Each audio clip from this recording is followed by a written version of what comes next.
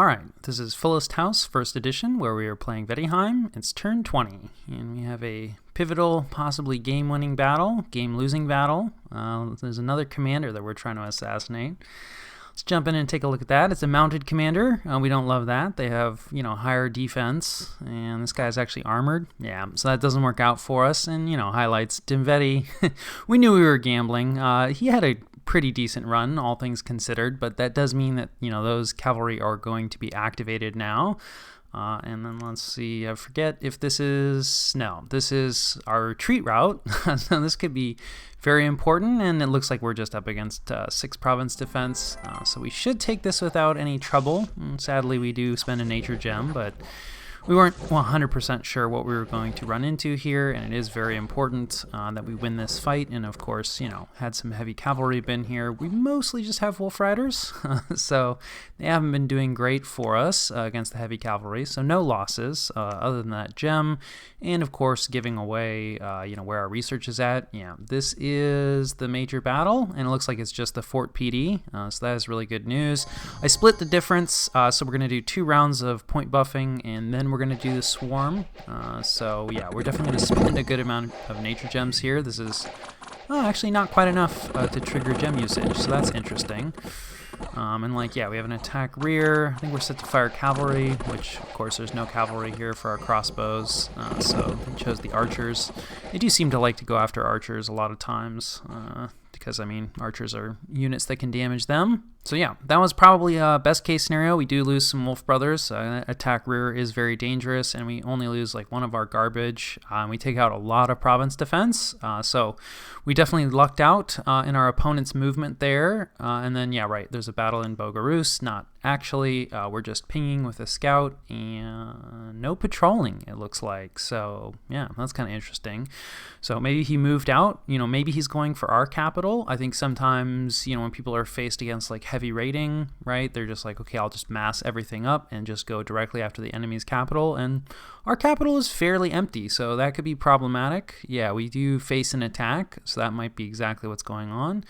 And then we catch, let's see, Utgard. This is the barbarians. Ooh, whoa. This has got to be the throne. Yeah, this is the throne. So this is the throne that Bogarus was looking at, right, with the death and the blood wizards, which we were thinking, like, yeah, maybe we could get that. So it looks like skeletons, like after we finish our war, assuming everything will go well, of course. Like, I never have problems in these early wars. So like, yeah, this just looks like a skeleton communion. So that's cool. Like, nothing wrong with that. Nothing wrong with making some skeletons. Although it is sad that it looks like these giants are going to get out in front. I think the giants are actually going to stack up, decently well to these human infantry, but there will be casualties. It's better to soak up the casualties with your own skeleton chaff. And speaking of skeleton chaff, we have kind of the same thing coming from the throne mages, although significantly weaker, as we can see from the team colored squares. So like, yeah, the humans have had enough, and the skeletons have basically disappeared. There's a little bit of crossbow fire, which I'm sure is not great for the giants, but they're able to take this. I don't think they take too many losses there. Yeah, wow, just 1, even fewer than I expected. So yeah, fairly easy throne actually, but a totally competent attack. And then speaking of attacks, we get attacked. So let's take a look here. Not sure. Okay, so this is where his army went. And it looks like this is one of his provinces that he's retaking, because we left, basically no province defense here. It's probably worth taking a look. So a lot of heavy cav, we don't love that, but mage support, not so much, right? He has 2 of these eparchs, who can do the holy nuke, and like, yeah, starfires. I think it's a relatively like low level astral evocation, and I'm not too worried about that. He only has like 3 mages here doing that. You can see they kind of fatigue themselves out relatively quickly. And like his sacreds won't matter, the infantry won't matter. So yeah, we're pretty much just looking at some heavy cavalry. It'll be interesting to see if, maybe he left some behind in his capital, because like, yeah, seems like the scout report was pretty high, based on what we were seeing, because like, yeah, 36 heavy cavalry. It was saying 150 total units, most of which was his heavy cavalry. Now, I mean, the heavy cavalry does make up the largest portion, of this force, and there's 100 units here, so yeah, like maybe the scout report was just greatly inflated. But it's also possible that he split, and then, right, we're going after those earth elementals, so like, yeah, here's some point buffing. We'll see if it works. Not up against too much, right? Just 3 size 4 earth elementals. The earth gnomes, probably going to be relatively inconsequential. We don't have a ton here. Yeah, and of course, our first body ethereal goes like on our mage stack. That is one nice thing. We have size 1 mages, so we stacked, everybody's in 1 square, so there should be a minimum of buffs wasted. Unfortunately, come on, body ethereal. Oh, right, I have Swarm queued up. That's kind of unfortunate. The Swarm actually may have just been a mistake, especially, too, because the Berserkers they're not fast, but they're getting out of range faster than I thought they would. So, I mean, we have luck, Moss Body, Protection, like, they definitely got buffs, but not everybody got buffs, right? These guys got some buffs.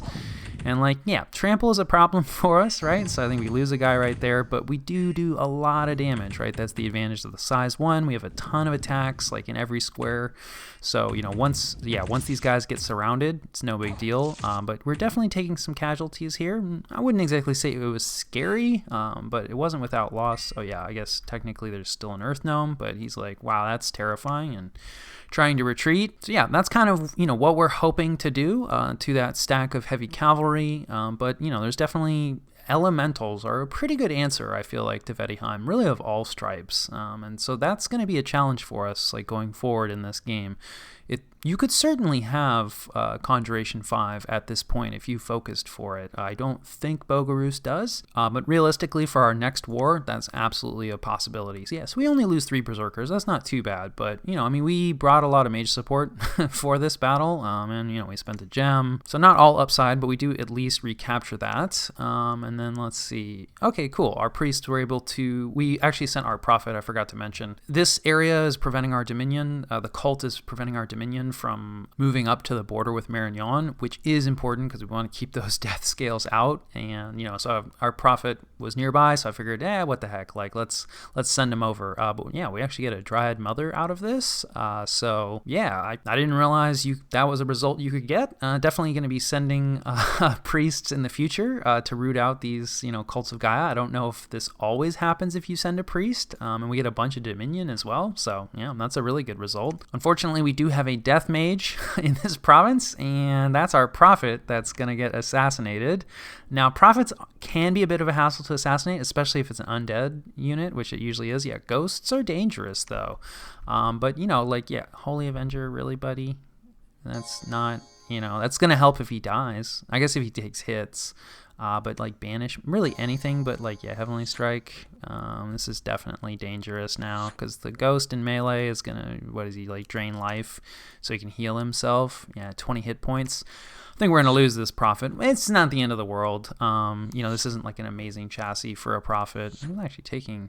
Unfortunately, he's in melee now, and we're really going to struggle in melee. Do we have magic weapons on the Bless? No, I don't think we do. Which, yeah, right, because our Rimvetti already have magic weapons. Yeah, of course, he gets the hit, but too late. So, yeah, we get killed by a ghost. So that's sad, but not the end of the world. And then, yeah, we gain a magic item. Yeah, there's nothing wrong with Black Steel Tower Shield. Nothing amazing, but, considering we have Misfortune, I will take it. There's a worldwide event, the Throne of Life, someone claimed.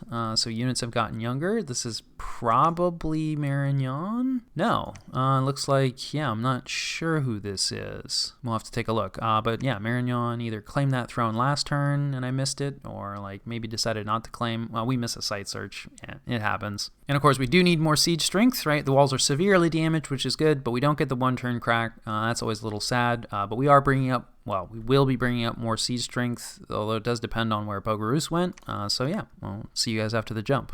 All right, this is the situation and what we're doing about it. Definitely feeling a lot better about this whole situation.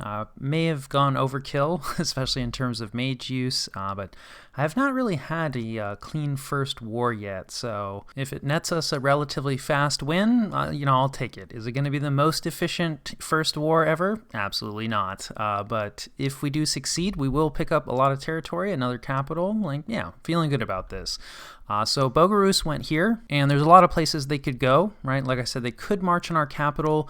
Like I said, there isn't as much stuff here as I was expecting. So this is not a ton of siege strength. Like, heavy cavalry is really strong, but it's not great at sieging stuff down. Now, we don't have a citadel like a lot of factions in the late age, but we do at least have a castle. And then the other thing is our siege strength cannot actually reach this turn, right? Because he did take this province, which is what they needed to move through. So I'm just going to send it home, which is sad because when we want to use it against his capital, we'll have to go through this wasteland. So previously, it's in a better position here offensively, but there is a possibility he jumps on top of our palisade and that he could break. I don't know, maybe this is enough siege defense. Yeah, I always forget. This is siege strength. You can click on the fortification. Yeah, 32 siege defense, like only 100 wall integrity. That's going to go down pretty quickly. I don't want to lose our siege strength. We certainly wouldn't be able to, beat his army in a fight with just our siege strength. So I'm going to send it home for now. It'll also help defend. If he does, right, he could move here and then come for our capital. And then to that end, we do have a few cap onlys and we're continuing to recruit those. So we'll have some magic in place and then we're just going to pump out, a good amount of crossbowmen. We could definitely get more, but we're not like in full panic mode. There's a few other things we want to do with the gold. But yeah, if he does move into this wasteland to threaten our capital, then, next turn we'll be able to get even more significantly more crossbowmen than this. And so we'll have like a huge chunk of crossbowmen and we'll be able to use like these guys as kind of a front line to block the gate. And of course, like we'll be able to punch out like a lot of bugs. So I'm pretty sure we'll be able to hold the capital. We may even be able to move in, a few mages from here, there, and elsewhere. So I think defensively, we're in a good shape. We're in good shape. We're not going to lose the capital. We will, if he moves on top of this palisade, it's going to be empty more or less. So we could lose that absolutely, but I don't even think he'll one turn crack it. If he just spends like 2 turns sitting on top of this palisade, it's a lot of income. It's a nice province. We definitely want to hold on to it in the long run. But that's the upside of not upgrading this fort is not really where our recruitment is happening. So, he's not really blocking much if he jumps on top of that. And then I missed one of our battles. So our small Wolf Brother group here, they only lost 1 and they managed to take out 6 province defense. So yeah, I've probably been using like slightly too large groups. I've been using like anywhere from 20 for expansion and like 10 oftentimes for raiding. And it looks like, you can get away with fewer. Obviously, you're going to trit out relatively quickly with a group of this size. But something to note. So we're actually going to send that group on top of our army, and we're probably going to draw off some or maybe all of our Wolf Brothers, who haven't really been doing great, I feel like, during the combats, and I don't think they're really going to help us like all that much in a large army fight. I also don't think we're really going to need them. So we probably will split them off, right, to start going after these provinces. And re-raiding, like, of course, this heavy cavalry group is going to be moving out now and is going to be raiding us. And to that end, we have kind of PD dumped. I know I said that, his heavy cavalry is probably going to be able to wipe it out, and that's probably true, although, the scout report always fluctuating. I don't actually know how much heavy cavalry is here, and it's claiming it's only 10. And like it's mainly his heavy cav. So if it's only like 8 or 9 of his heavy cav, it's going to be able to take out province defense. But we've got 20 here, and this is enough crossbowmen and like enough units that they have to cut through. Even if we can just attrit this force down, that's probably worth it to us. And it's not impossible that he bounces, off of something like this. And then we've just got 15. Like Horse Tribe is maybe not as good. The short bow is not going to do anything, but they do get a lance charge. So, again, they might bleed down this cavalry group. And we, like I said, we really just need to bleed it down to the point where it's not really going to be able to take territory anymore. We didn't have the money to PD dump here. It's also not a very good PD type, and same thing here. So, if he moves this way, he's just going to retake it. But that's okay. We'll have Wolf Brother groups to just move in behind him and retake them, as he takes them. And then two of our Wolf Brother raiding groups actually are going to combine. So we're going to have 20 Wolf Brothers hit this fort, which, this has got heavier than normal province defense, but the Bogarusian, fort defense, Fort PD, let's take a look. I don't think it's very good. And there was less investment on top of that. I don't know. This would definitely, we would bounce with our Wolf Brothers off of this. But I don't think there's anywhere near this level of province defense investment on that other fort. So we'll see. That could be a mistake. But we would like to lock down other forts, and I'm not quite ready to, split out other elements of our army yet. If we can take an army fight and win it decisively, that's definitely preferred. To that end, we have a ton more mages now, and we're still going to be able to punch out a lot of bugs, but now we're hitting like the mage level saturation where we're actually going to get a decent amount of point buffs down. I'm feeling much better about this battle now, and of course, he doesn't have the advantage of all that province defense, so that's a pretty huge swing. When we crack the fort next turn, we'll probably actually move our army possibly right onto his capital. I don't know. We'll see. We might try to take this fort next, and we also need to consider like where his army is. But we're probably not going to use our entire army to take this fort because I think it's relatively empty. I'll have to go back and take a look. But I think we can probably just split off like 1 or 2 mages and then just like point buff like a few squares of our infantry. They're going to be really hard to kill, and they should be able to clean out whatever's in the fort. So that is most of the plans for the war. I guess, we have one more raid happening down here. This is our Wolf Rider group and, our goad. So this might not work out, but I think it's just 6 PD here. Quite well organized. Just 6. There is a mage here, but, the research doesn't look too high, so I don't think that'll matter too much. And then I definitely need to reach out to Utgard and let him know that, like, hey, I'm hitting these 2 provinces this turn. And it's been a while. Like, we did talk. I can't remember if we have a non-aggression pact. I don't think we do, but I do recall him being fairly friendly, and I might be able to turn his attention Satis, which Satis seems, also fairly friendly, but, considering he already here's Lemuria, and this is a Satisian flag, so while I am happy that Lemuria is gone, it is true that Satis does really like death gems, and that's a lot of death gem income, and this is pretty much why they like death gems. There's probably other reasons as well that I don't know about, but these tomb chariots, pretty nasty tramplers. They're summons. You need death gems to summon them in, and of course, trampling is not, we don't like that, right? We're size 1, so a wall of these chariots, that's kind of a little bit nightmare fuel for Vaettiheim. Now, that said, we do have good death access, and since these are undead units, our mages definitely will have a lot of spell answers at a relatively low research level, so I don't think we're going to be a super attractive target for Satis. On the other hand, I'm really unfamiliar with Lemuria, but certainly my expectation for a undead pop kill nation is that they would have a lot of death access, and that obviously didn't help them right in this war. So I don't know whether it was just they didn't manage to get the research online or took a bad engagement. But yeah, this definitely gives me pause. Obviously, we're still working on even just jumping on top of our first capital. He's already conquered his first capital, so that's consideration. But yeah, definitely going to talk to Utgard just to make sure that we don't bump. He did take this throne, so he's aware that we've attacked Bogarus, and he might be thinking hey, I'll grab this fort or I'll grab this province. So we're going to let him know that hey, we're hitting him this turn. If we fail on this province especially, probably just it's yeah, sure, you can have that, and keep him happy. But the fort, we want the fort. I also think we're going to stack up to Utgard fine. So, if he may be our next target. I think it's too early to say, and I probably want to sit our research is not in a great place.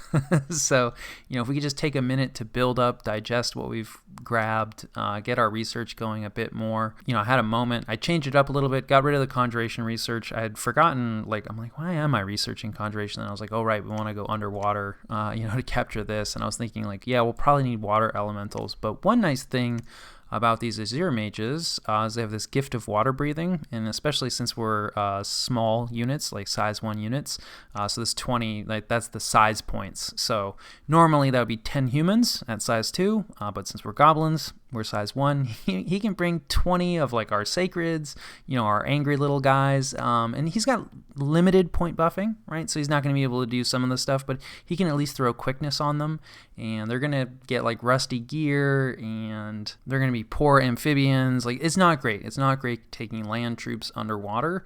But we're only going to be up against Triton province defense, so we're not going to need elementals. So we can hold off on the conjuration research. And I'm actually going to go for construction, right? Feeling good, being greedy. This is mostly for the sanguine dowsing rods for our blood hunting, and there's a variety of boosters that we'll want for our path access, and then eventually, right, we will be getting like super combatants and stuff like that. So some construction research will definitely be nice. Of course we do have the steel ovens. Our sight luck has been insane this game, so we'll want to take advantage of that. Otherwise, like this dryad that we got, speaking of like just good luck, this isn't like as exciting because like we have water too, we have nature too.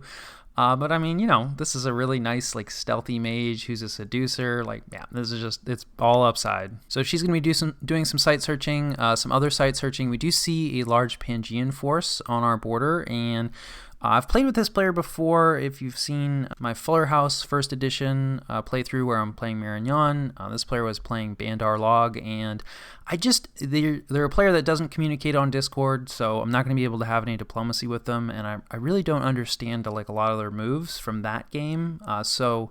This player is very much a wild card to me. So like, while it doesn't really make any sense that they would attack me, like I'm also not ruling it out. So I am a little bit more concerned than I normally would be about something like this, because we can still see a Kalian flag. Like last we saw, there was still a lot of Kalim flags. Obviously he has moved out some and raided his territory back, and Kalim is pretty much done. But yeah, basically there's just no telling what this player is going to do, and this is a substantial force on our border, and it's a border that is undefended. So you can see we're not doing any recruitment here, so we're not that worried yet. But yeah, we may have to pause and do a bunch of recruitment if we get attacked by Pangea. Not expecting it, but you never know. And then Arcocephaly has successfully jumped on top of Abyssia. So we probably missed the pivotal battle, but that's okay. We'll catch at least the assault and hopefully see like whatever bless Arco is running. Haven't reached out to this player yet. I'll probably do that this turn as like this war is about to wind down, and like probably couch it, as start a discussion about Raga and just commiserate, about how annoying assassins can be. Let's just see if Abyssia gets a lot of assassins, and I would never do anything dastardly like that. And then we see a couple site searchers on our border with Gath, and that's usually a good sign, right? This is like he's probably feeling fairly safe about this border, and like probably not planning on attacking, but should reach out to this player. I haven't made contact with this player yet either.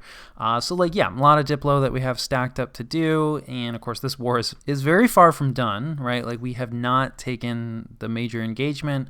Bogarus has 2 forts unlocked. We can see he's been recruiting like mostly ranged units, which like, yeah, I guess our berserkers don't have shields, so like in that sense it's good. And then our crossbowmen fire more slowly. So, in an archer v archer duel, like we'll probably lose in the long run, except our crossbowmen have better armor, I'm pretty sure. Yeah, so we have 13 protection on our crossbow, and protection does matter a lot in archer duels. And, most of Bogarus's archers are relatively unarmored. And then he has some indie crossbowmen who, of course, right, they fire at the same rate as our crossbowmen, so no advantage there.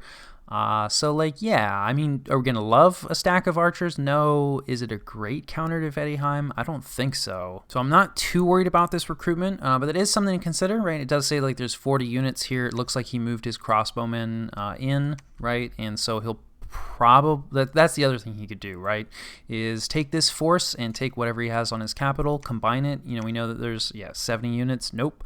There's like about 100 units here, and then an unknown amount of units here, maybe 40, maybe 20. But like, yeah, we have like, what is this? Over 200 units here, right? With significantly more mage support. No, not yet, but a lot more mages are coming in. So yeah, I'm just not too worried about it. I do think we're in good shape. I've been wrong many times before, so we'll see. But yeah, I think that covers turn 20. All right, this is Fullest House, first edition, where we are playing Vaettiheim. This is turn 21. Could be having a pivotal battle this turn. We'll see. We definitely got attacked in some places. Missed with some site searching, found a magic site. I think this is just a death gem. We'll have to double check. We started a little bit of blood hunting, but it was not successful. We have some unrest here because of some events, and that's just a level 1 blood hunter, and we have no items to help them out. We are putting together a patrol group, which will help this, but yeah, we're not really looking to turn on blood hunting in a big way just quite yet, but a few blood slaves to help us out in a capital defense would be useful. That's what that is about. And then yeah, let's take a look at these attacks. So this is that cavalry group that, we managed to stall out, and this is a little more cavalry than I was hoping, but we have a decent amount of province defense here, so we'll see if it's a complete waste of time. We can see that the crossbows definitely did like a good amount of damage, so our infantry evaporates, no surprise there, but we just need them to survive long enough so that hopefully, our crossbows will deal enough damage here, but it's not looking good. You see that the crossbows do fire quite slowly, so you really do kind of need a critical mass. I think this is like 20 PD, which is a lot, but still not quite enough. I don't think we're actually even really going to get any kills out of this. When units take a lot of damage, like there will be afflictions, definitely. But, it's not worth the amount of gold that we spent, definitely. So, we knew that this cavalry group was going to be a hassle for us, and, they are being a hassle for us. So, just 14 of his heavy cavalry was able to knock out, a lot of our stuff, but, it's not the end of the world. And then we were attacked. I believe this is on top of his fort. So this is probably, this is definitely the battle. So this will probably decide the war. We've seen a lot of this. I feel like he's added a few mages. No gems here. Let's see if anybody else has gems. No. It does depend on like what his research goals have been, right? He doesn't necessarily need gems. Not a lot of eparchs, only 2 of them, right? So it looks like he hasn't focused quite as much on the Holy 3 approach as I was thinking. And he's got, a couple groups of archers, and I like that he's grouped them out in different groups. That's cool. So there's a good chance that they're going to, one of these groups is going to target something that's that we don't want them targeting. And he's got, his sacreds kind of hidden more in the back, probably because he doesn't want them getting hit by arrow fire. A little bit of infantry, not much in the way of bodyguards, and we do have some attack rears, although, he has enough stuff here, it's very unlikely that our attack rears are going to be able to get into the back line. And then, right, of course, on our side, we have some garbage out front. We have a lot of casters now, a few of our rock hurlers, not as many as we were hoping, quite a few groups of crossbows. Here's our wolf brothers who are going to try to get in the back, some of our berserkers and our sacreds, and we're going to be punching out a bunch of bugs. In addition to, some limited point buffing. Some Twist Fate coming down from his mages. Divine Blessing, that's all cool stuff. The Twist Fate is only going to help the mages themselves, and, isn't really going to help, so we have a few bugs coming in, a few flying bugs. It isn't going to help anybody else. So I feel like, what else? Let's take a look. Just Twist Fate so far. So, this mage support is looking like it's going to be kind of negligible. We have a lot of bugs. Let's turn on team colored squares here, although I think, those are very closely colored. Dual, that'll help a little bit. It still won't be totally obvious. Looks like we managed to get, a good amount of body ethereal here, and looks like just body ethereal, unfortunately, at least on this square. But still, body ethereal is going to be a really useful buff since his cavalry is just mundane. Unfortunately, I think we got quickness on our guys, which is definitely a downside. So our sacreds got out in front. Our wolf brothers here are meeting with his sacreds, and they will die. And it's all chaos. Our wolf brothers are going to die because of the charged bodies. But our sacreds are holding up really well. That body ethereal, I think, is making a huge difference. So 75% of their attacks aren't really going to do anything. Unfortunately, our bugs aren't really doing too much for us, and I knew that was a risk. You really want your swarm casters way out far in front, but that's a very dangerous job, especially when you're up against a bunch of heavy cavalry, because if they just rush right in, and then our point buffing isn't going to be as good because we're farther away from our troops. So I went with putting the mages among our units, and so the point buffs would be more likely to land on what we want them to. But the bugs, they crawl quite slowly. We have a lot of mages on advance and cast spells, although a lot of them are just kind of asleep.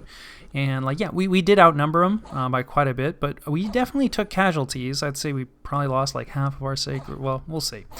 Shouldn't guess. We can know exactly. But still, that's a pretty good result for us, and I think we're in good shape to win the war overall now. So let's take a look at the casualty list. Bogarus loses not everything, but a lot of stuff.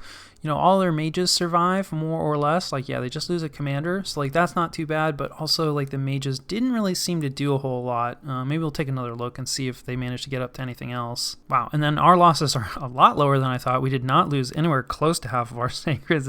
It's funny when you look at the goblin armies, they're small. right? Which, like obviously, but it really is amazing because it's just like, you have 225 units. And so especially if you've played for a while, that you get used to like a certain like size in terms of squares, right? That the army is going to take up. But, because we fit 6 to a square, like you just don't actually take up that much space on the battlefield. So sometimes, you load into a battle and you're like, wait, I thought I brought a lot more stuff than this. So yeah, really the only significant component of our losses, we lost most of the Wolf Brothers. They ran into his sacreds that are designed, to sort of just suicide trade. And they did that quite well. I was talking about how, like, I don't know, like the Wolf Brothers, yeah, wow, they like didn't even get any kills. That seems hard to believe. But regardless, was talking about how like we were planning on splitting out the Wolf Brothers this turn from the army because I wasn't actually expecting them to do all that much in a large battle, and like yeah, they didn't. And then really like our Rimvetti did almost everything, and I think that's partially just because like they got out in front of everybody, right? Our crossbowmen did a decent amount, but less actually than I was hoping, although you never know like how much damage, like who's getting the last kill. There is some randomness there. It would be interesting and nice if you could see it's just like, okay, how much damage did the crossbowmen deal, right? It's like, they dealt like 700 HP damage. But we do not have that information. The information we do have is that ethereal quickened Rimvetti are quite scary.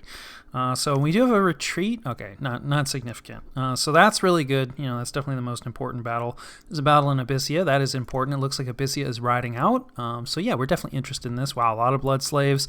A few of his sacreds probably just on bodyguards here, and then, a lot of casters. Looks like mostly just blood ones, so this is probably just going to be like imp spam, I would imagine. Okay, yeah, some astral commanders here too, and some more powerful like blood commanders, so maybe some other stuff. Yeah, looks like there's a Sabbath going up. Somebody is making some imps, so maybe not just imp plays. And then on Arco's side, Arcocephaly, yeah, we have a bunch of elephants. Looks like just elephants, no mage support really. Some of his no. It looks like not even his sacreds. He gets a sacred hoplite. Is this one of them? No, he's a commander. So like, yeah, just a mundane army with no mage support. But like elephants, this is a lot of elephants. This is very pricey. And elephants can be rough to deal with. Like they'll definitely trample imps pretty well. Okay, agony, that's not a bad play. I'll have to double check, but I think it does a little bit of damage, but also can affect morale. And of course, like elephants generally, like, yeah, not very good morale. In fact, we can, okay, yeah, no, they're just getting a negative, yeah, that's actually their normal morale. 9, not great. And then of course the other big thing is really low magic resistance, which is much less relevant, right, in the early game like this. Now, of course, like, yeah, once they get close, like, there's really nothing here to stop them from just trampling everything. So yeah, maybe some more imps. I don't know. Hard to say. Abyssia is outnumbered here, and I'm sure, he has only so many blood slaves, and yeah, so just like not enough chaff and like not enough units.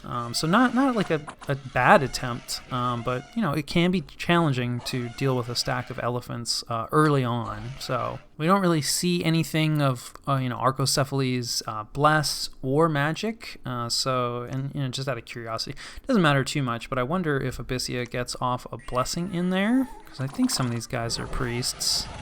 Doesn't look like it. They don't really have a whole lot of time. Yeah, this guy's not even a priest or a sacred. But like, yeah, they only get off, like what, 2-3 spells. This guy's trying to get off his 3rd spell, so they don't have a ton of time before those elephants show up and hit him.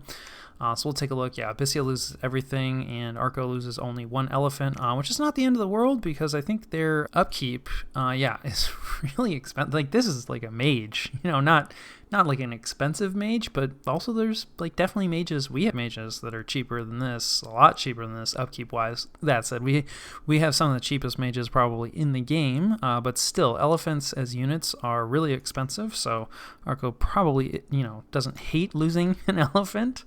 And then this is a raid from us on top of a fort. Yeah, and there's not too much province defense here, although some of it is heavily armored, so we may struggle a little bit. We're also not going to love the arrows. We're on hold and attack because we were hoping that these units were going to get spread out. So we're definitely taking some losses here, but we can see, like, yeah, the Wolf Brothers, like, they just do a lot better, like, in a raiding capacity. Definitely depends on who you're up against. I'm sure there's some factions where Wolf Brothers are going to be useful in larger battles. And, of course, if someone isn't doing a good job of having a wide line or protecting their commanders, attack rear sniping is useful. So, yeah, we took a lot of damage, but no losses. So that's really nice. We locked down this fort. We'll probably jump off and like try to raid some of what that heavy cavalry group is raiding, because the Wolf Brothers won't really be able to resist that. They'll need help. So we may move our army more or less on top of that fort to try to block him from pushing us off of it. And then this is our other raid. I think there's like 6 province defense here. Yeah, against kind of a rougher PD type for us. So, and like this is our reduced Wolf Rider group. I think there's only like 11 of these guys left, and we also have our goat here, but we know how he does, or how they do against heavy cavalry. So there's not much heavy cav. Okay, yeah, when we rout them, so that does help a lot. And then we get back among the crossbowmen, and like 6 PD, like this can work. I don't even know if we take any losses, so that does work out for us. Yeah, we lose 2 Wolf Riders, but that's totally fine. And then it looks like Patala is attacking out to retake their cap circle. I did do some diplomacy, in the intervening turn, or I guess intervening time rather, and it sounds like it's Gath mostly that's attacking Patala, but I don't know, they said they have some other things that they're dealing with, so they've kind of slowed down on taking them out. And then let's take a look at this bless. I've heard mixed things about these Naga warriors. I don't really know a ton about them. They have Magic Being, which can be kind of a rough tag. Cold-Blooded is a pretty rough tag. But they do have they have a Poison Spit, and they can hypnotize units and stun them.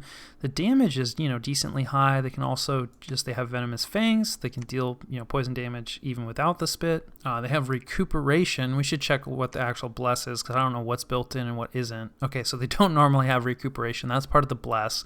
And Invulnerability and Flaming Weapons. So there's a fairly expensive bless overall, I would say. And 13 strength is not fantastic. 19 hit points is decent, better than humans certainly. Size 3 can be problematic for attack density, although they do have a decent amount of attacks, although I don't think they get to use these ranged ones. So in melee, I think it's just the 2 attacks. Pretty decent protection, although for the late age, not fantastic. Decent magic resistance. They're not super impressive. We'll see the invulnerability is useful, right? So it brings their protection against mundane up to 20 rather than the 16 that they appear to normally have, but they have 5 natural protection built in, and natural protection does not stack with invulnerability, so there's a little bit of inefficiency there, but it's difficult to make a bless completely efficient. Certainly these snake ladies are going to be able to run over just a little bit of province defense. There's the Poison Spit, and they get close. They get evaporated. So yeah, it'd be interesting to see, these guys in action. Although I'm more interested, kind of in what Gath is rocking. And then we had unexpected events, some ill omens. That's okay. Some people get cursed. False prophet. I think, don't we have another false prophet somewhere? We really need to get some patrollers out. And then we breach the fort that our army is on top of, and then this is the other fort that we have locked down. But yeah, just some Wolf Brothers. They're not going to be able to crack it, so we'll have to move something in to help them out. And I will catch you guys after the jump. All right, this is the situation and what we're doing about it. Definitely feeling a lot better, about this war. I think we more or less have it in the bag. So, gonna take some unnecessary risks. Mostly because we can afford to. I don't think we really need to. So I think, the safe play is, right, just take this fort with kind of everything that we have. But yeah, I'm just trying to practice and get better at increasing the tempo of my operations. So we're going to be trying to do a lot more than just that. But certainly I think that's something we could get away with at this point. I think we could also probably get away with, and arguably the right move is to send a lot of these mages home, immediately, to start researching, or shoot them out to do site searching or something like that. We're doing a little bit of that. So we're taking one of our goads here, yeah, and he's going to build us some labs and stuff in these woods. Also, we noticed there was a dryad event here, or a fertility cult, so we're going to use him actually probably to preach initially. We'll see. He might build a lab, then start to preach. Related to that, the other dryad that we got, we're going to send her over. She's actually our best priest, or priestess. So she's going to try to, preach here as well, and then maybe we'll get another dryad out of it, which would be nice. We'll see. I'm not sure, how many turns before, usually there's an amount of time that you have, and then if you wait too long, then you can't, the event goes into a different phase. But in terms of what our army is doing, right, we're splitting out. So we're going to be using a pretty small storming force, and yeah, a little nervous about this. We only have 2 mages, but we're going to be able to do a lot of body ethereal spam. We should be able to get most of our units that are here, and then we're going to be doing quickness and moss body spam. We don't have any protection spam, which is a little sad. I don't think it's going to matter too much for our Rim Veti, because in the cold, their protection is already high enough that moss body is going to be pretty good on them. The Berserkers definitely would like, a protection buff as well, so that's not going to be as good.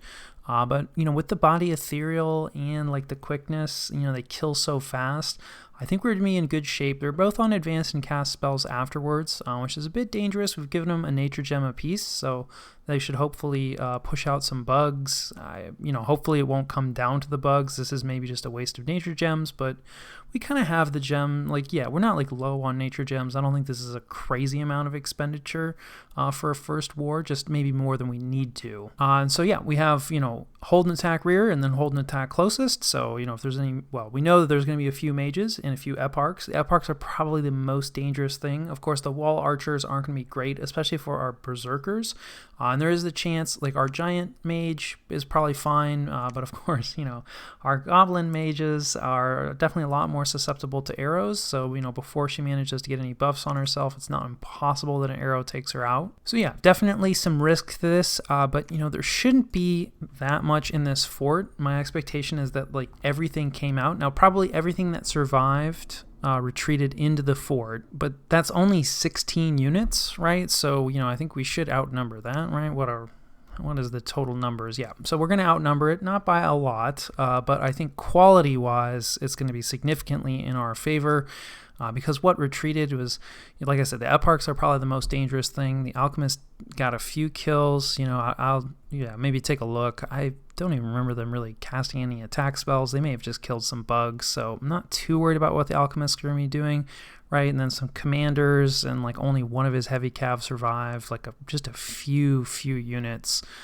2 of his sacreds survived, right? So we may lose some berserkers to their charged body. But of course, our sacreds have... Ooh, you know what? I don't think I have any bless set up. Maybe we won't send our goat out right away. Yeah, actually, I'm going to change that. Okay, well, ignore everything that I said about what our goat was going to be doing. He will do all that stuff, just, 1 turn delayed. Because, yeah, we would like to get these guys blessed up. I don't think the bless is critical, but it is useful. So anyway, I have pretty high hopes for this group. I think we'll be fine. It's a little less, than it makes me nervous storming with that little. But yeah, I kind of need to get used to this whole, really strong units that we're just point buffing. And then we're splitting out some forces to deal. I'm assuming his heavy cav is going to come and try to unlock this fort. It's possible that he just starts raiding around other territory, which is fine.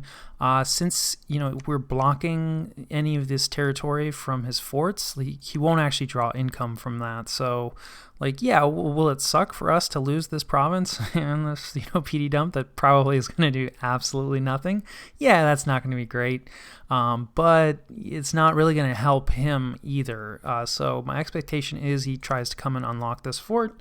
If he doesn't, like I said, that works for us. Same kind of thing, right? We've got our Rim Veti here, with just some point buffing, and then we've given gems out. So, if we do need the bugs, we'll have the bugs. I don't actually think the bugs did all that much for us. We'll probably take another quick look at that battle and talk through, a couple points. But anyway, have pretty high hopes for this. And then the majority of our stuff, and definitely still plenty of mages, are going to go right at his capital. There isn't really much here. Like I said, doesn't seem like there's much relevant research yet. So while, his starets, those are his capital onlys, there are mages here that could be dangerous, and I'm sure would be dangerous had the game run longer. At this point, I don't think they're going to make too much of a difference. It's entirely possible, right, that he just throws a bunch more money into his PD, and in fact I think there's a pretty high likelihood of that, and we know that the capital PD, it was at least at its normal level. I think possibly already at a higher level.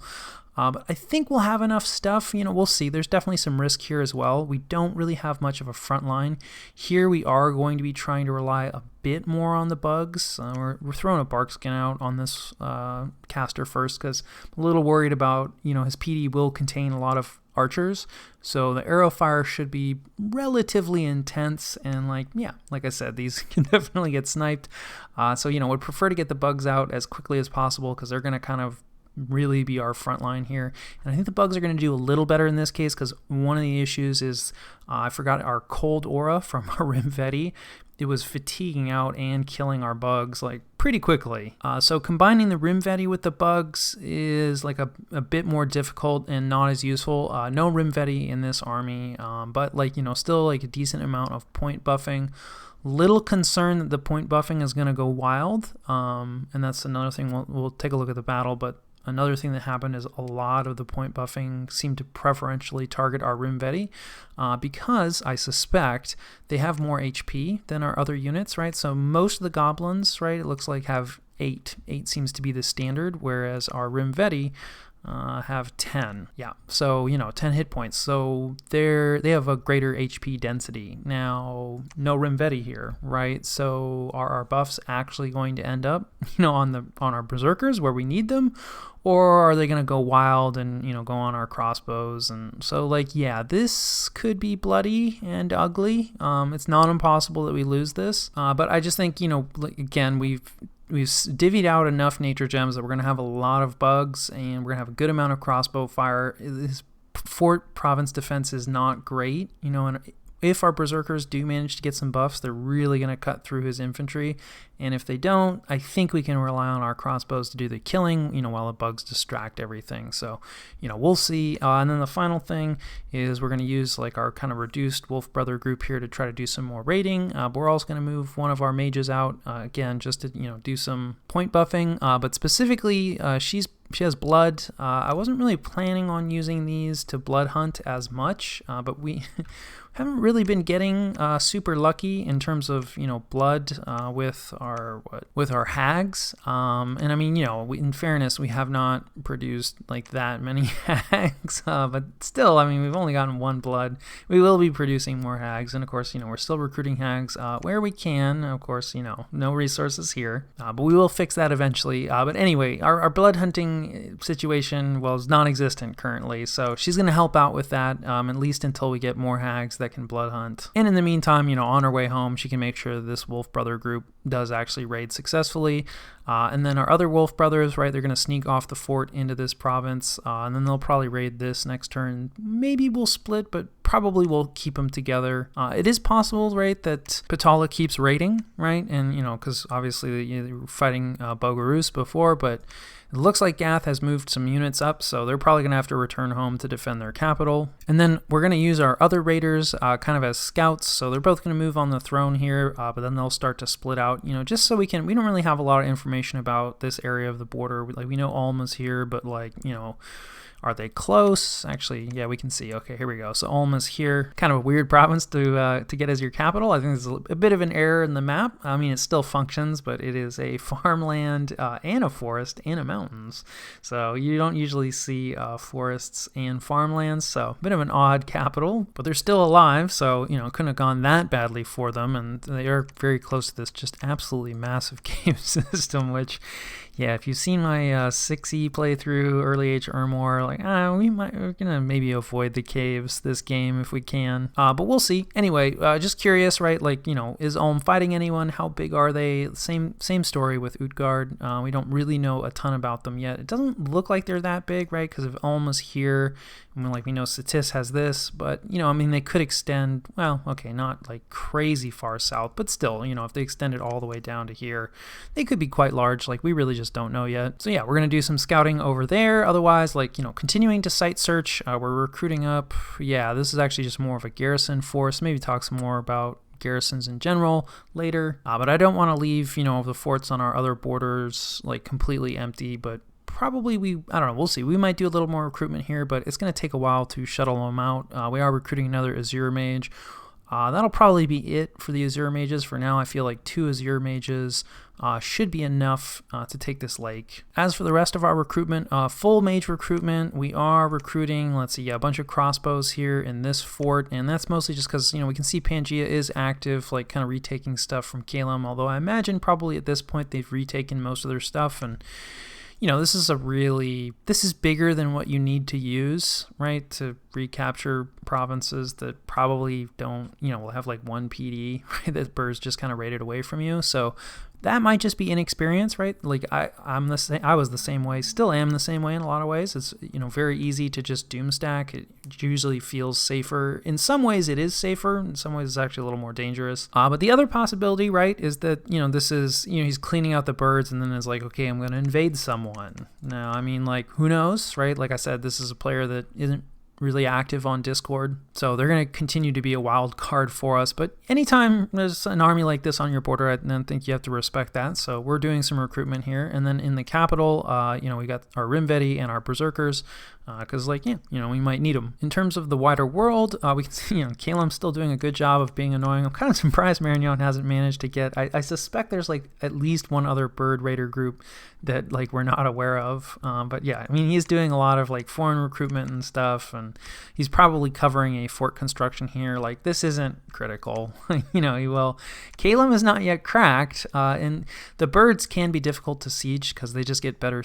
All flyers get better siege strength and therefore also better siege defense. And this is a citadel, but this is taking a while, and this could start to be a problem again. Like maybe Pangea decides like, hey, maybe I can knock Marignon, off of this capital that he hasn't really quite taken yet. So never great to be sieging a fort for a long time, but yeah, like I said, I think Marignon is doing just fine. I did talk to not quite all of our neighbors. I didn't bother talking with Batala. I don't think they're like long for this world, and I guess we'd never really technically bordered Raga, but I didn't bother reaching out to them either.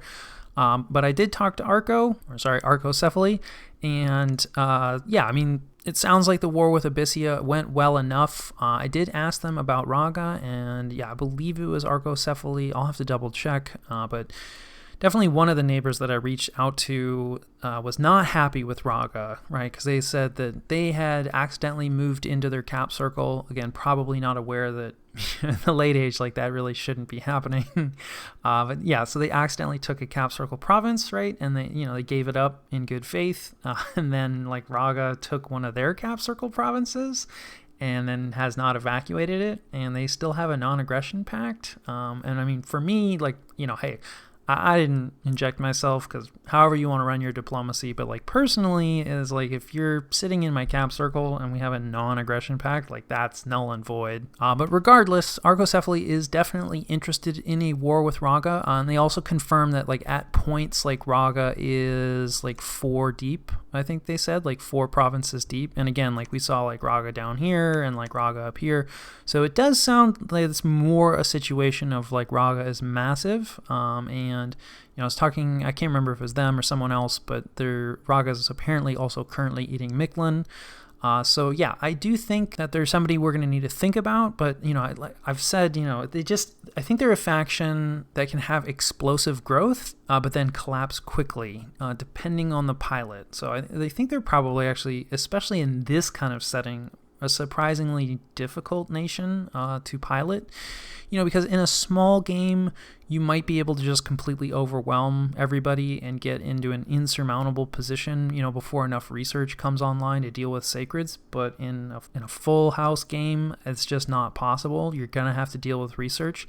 So if Raga isn't taking the appropriate steps, and getting other stuff online, the fact that they're massive just means that they're going to collapse really quickly. And it certainly sounds like diplomatically they haven't been doing a great job of making friends, which is not uncommon, right? When you have really powerful sacreds and really powerful bless, I think the tendency to feel a bit invincible, and in some ways, like turn 6, turn 12, like you kind of are, depending on the sacreds that you're up against. But we're past that point, and with enough people jump in, so.